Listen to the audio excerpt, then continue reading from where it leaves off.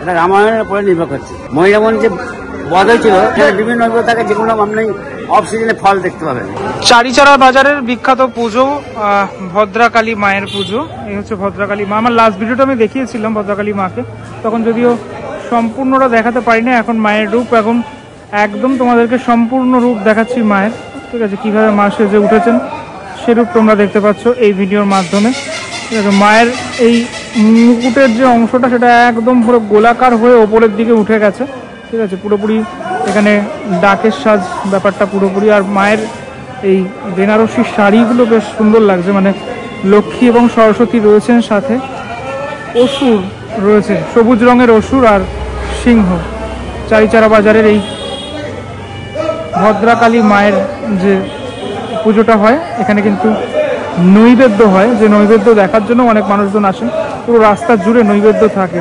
এখানে নিচের দিকে রাম এবং লক্ষ্মণকে দেখা যাচ্ছে, তারা একদম নিচের অংশটাতে রয়েছেন। খুব সুন্দর করে কিন্তু সাজানো গোছানো ঠাকুর।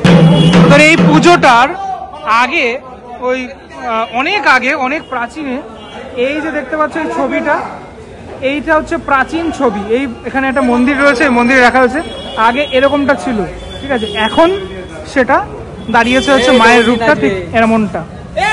এই মুহূর্তে রামচন্দ্র বাবু রয়েছেন, কমিটির সদস্য। আপনাদের এই পুজোটা সম্পর্কে একটুখানি বলুন। পুজোটা আমাদের, আমি এই কমিটির সঙ্গে 40 বছর যুক্ত আছি এবং এই কাঠামোটা পুরোপুরি আমি তৈরি করি, আমার সাথে লোকজন থাকে। এটা হচ্ছে আপনার চারিচারাপাড়া ভদ্রকালী মাতা। এটা হচ্ছে আপনার মহিরামন বলের পূরণ। এটা রামায়ণের উপরে নির্ভর করছে।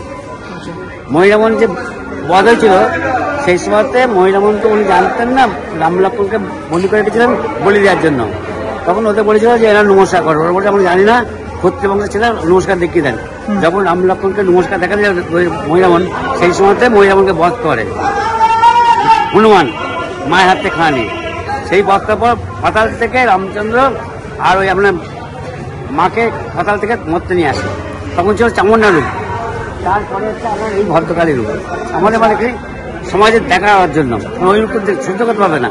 আপনাদের পুজোটা কততম বর্ষ এবার? আমাদের একচল হচ্ছে তা 1925 সালে প্রতিষ্ঠিত। সেই সময় তো রাস উৎসব ছাড়েনি। এই যে রাস্তাটা হয় এটা সাক্ষ্য মতে, এটা হচ্ছে কৃষ্ণচন্দ্র মহারাজা প্রতিষ্ঠিত। রাস কিন্তু আমরা আগেও ছিল, পূর্বেও ছিল, সেটা হচ্ছে বৈষ্ণব মতে।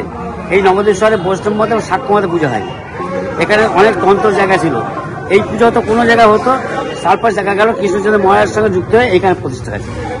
একচল হচ্ছে কৃষ্ণচন্দ্র মহারাজ নদিয়ার যে রাস ছিলেন, তিনি এই নবদ্বীপের রাস প্রতিষ্ঠা করেছেন বৈষ্ণব ধর্মের বিরুদ্ধে।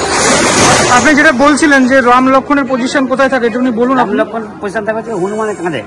হনুমানের কাঁধে তুলবো এখানে ভাড়া করে, এই রাম লক্ষ্মণটাকে হনুমানের কাঁধে তুলবো। আচ্ছা, ওই বসে উপর দিয়ে পাড়া দিয়ে যাবে।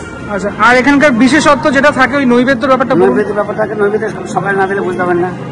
এখানে বিভিন্ন নৈবেদ্য থাকে, যেগুলো আপনি অফ সিজনে ফল দেখতে পাবেন।